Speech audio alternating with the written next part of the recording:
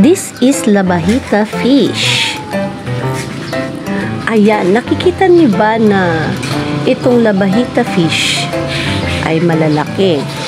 Itong mga ginamit kong ingredients, white onion, green onion, and ginger. Syempre, mayroon din tayong sesame oil, soy sauce, white sugar, and a little bit vinegar.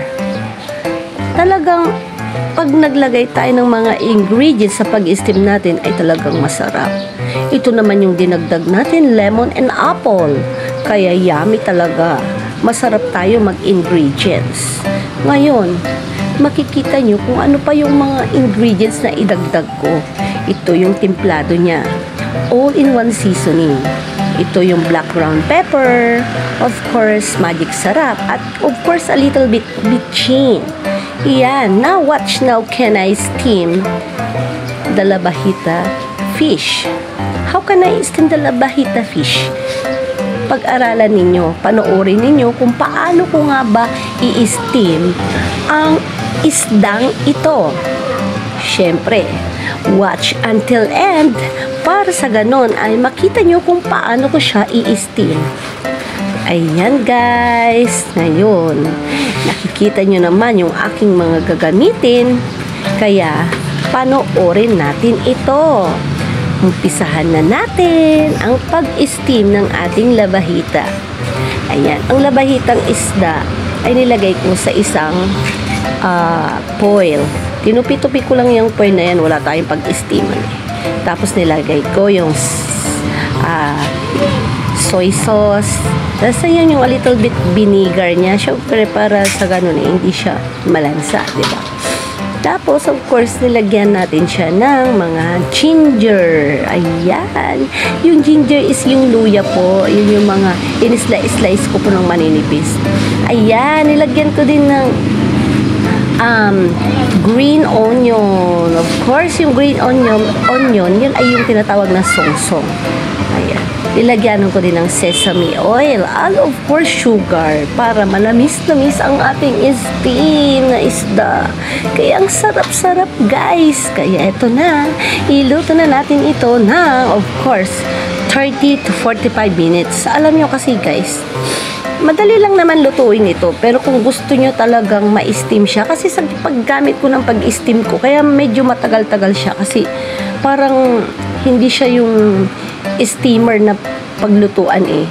As in, ginawa ko lang po yan, tas yung steamer ko po dun sa may kanin, sa may rice cooker, linibabo ko lang po sa may palayok, kaya diyan ko na lang po niluto. Ayan, luto na siya guys.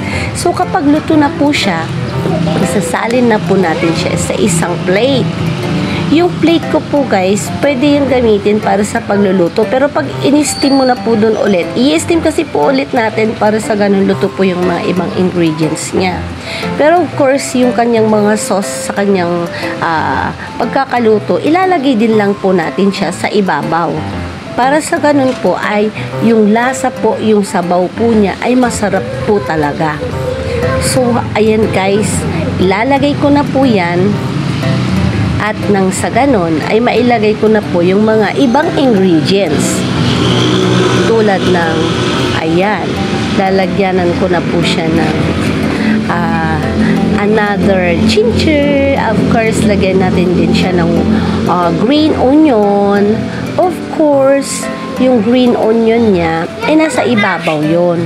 Of course, lalagyan din natin siya ng white onion. Yan yung kanina, yung in-slice ko siya ng circle.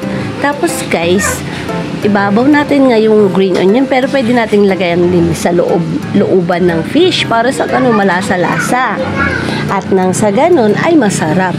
Syempre, ilalagyan ko din sa gilid-gilid ng lemongrass. Talagang masarap talaga. Ayan, guys, nakikita nyo yung white onions na hiniwa-hiwa ko at yung lemongrass sa gilid-gilid lamang po ng isdang yan. Yung isdang labahita. Para sa ganun ay lalasa at ibang pagkakalasa talaga ng pagkaka-steam natin. Syempre guys, luto na yung isda ha. Ang gagawin lang natin is parang isasalang ulit natin, painitin ulit natin. Dahil nga po ay yung ibang ingredients ay hindi pa nga po luto.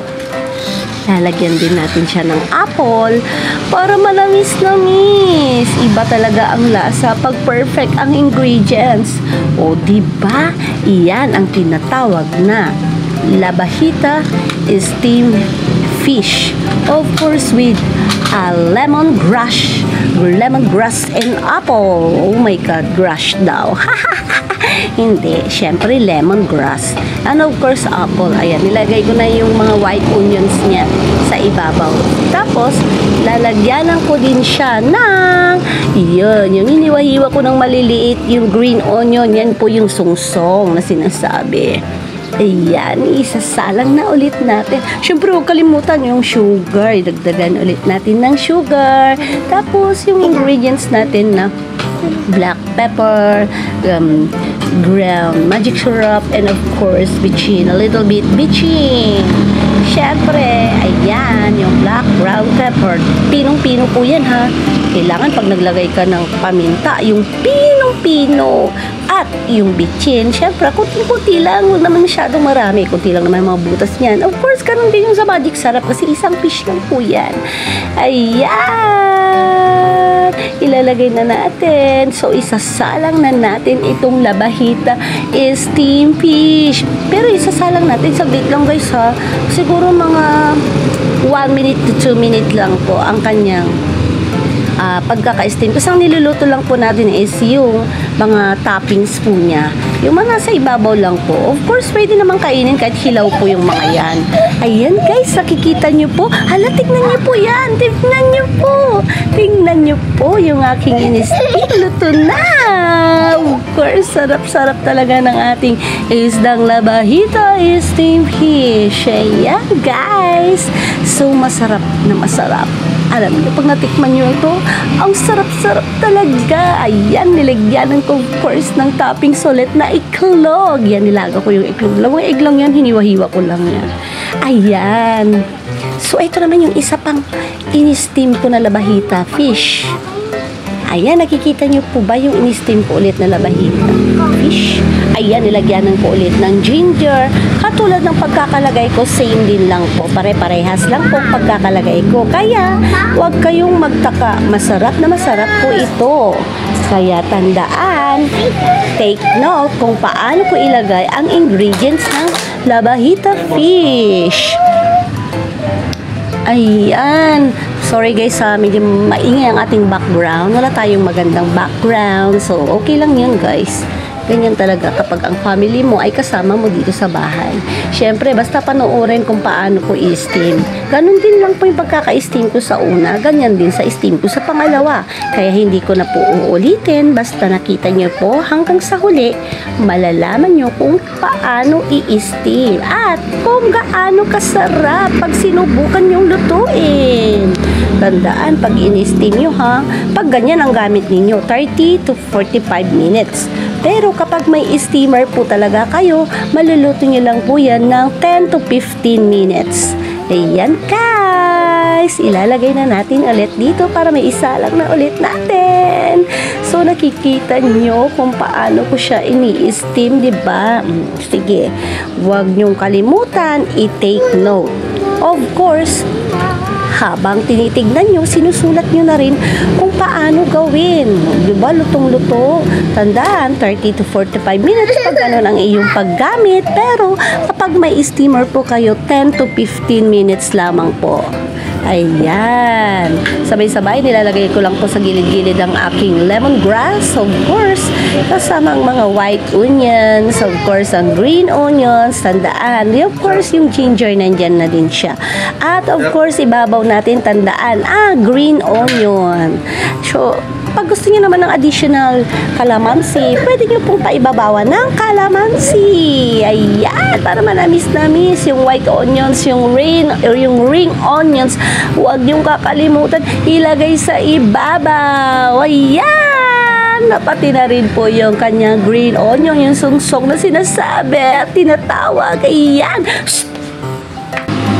Kaya panoorin mabuti. Ayan, luto na. Tandaan ang ating mga ginagawa para sa ganon ay masarap na masarap. Ayan ang ating Labahita steamed fish with lemongrass and apple. Madulas ka doon. Alam nyo ba guys, nasasali natin ang paggalit natin dito sa pasaway. Oh, sorry guys. Tandaan ang mga nilalagay ko. Kasi alam nyo guys, pasensya na. May makukulit akong sinusuway dito. Kaya nasasali sa ating background. Pero, wag ka. Ang saya-saya naman. O diba, luto na ang ating labahita fish. Ayan. Isasalang ulit natin ng 1 minute to 2 minutes. Siyempre, luto na yan, diba? Halal guys, pasensya na kayo ha. May mga makukulit lang talagang salita ng salita dito at pasaway. Kasama yan sa background natin para mas masaya. Yan. Nakita nyo ba? Luto na ang ating labahita steamed fish. Ah, sarap-sarap. O diba, swak na swak. San ka pa? Dito ka na sa aking labahita steamed fish with lemongrass and apple. Of course, kasama ang kanyang mga ingredients with ginger and sesame oil with sugar and a little bit vinegar and soy sauce. O, diba? Yummy, umuusok-usok na. Sarap. Matikman ng ating labahita fish. Guys, ang dami yung daldal. Oh my God, may nakikisali. May nakikisaling bata dito guys. Sayaan na natin yan. Kasama sa ating background. O diba masarap? O diba ang sarap-sarap talaga ng ating nilutong labahita fish. Tandaan, take note nyo na, isulat nyo na kung ano yung mga ginawa ko para sa ganun ay matutunan nyo rin kung paano ko i-steam ang ating labahita fish. Tandaan, gumamit lamang po ng ginger, of course, lemongrass, and apple. Of course, kasama na rin po yung kanyang mga toppings and ingredients. Ayan, dan labahita is steamed too. Ready to serve ng ating dalawang labahita fish. Of course, itong bango-bango, ang usok pa lang ay sarap-sarap na. Kaya ready to serve. Hindi lang ready to serve, of course, ready to eat na rin. Oh, ang sarap. Ayan guys, tapos na ang ating pagbablog ng labahita steamed fish. Thank you for watching. See you on my next vlog.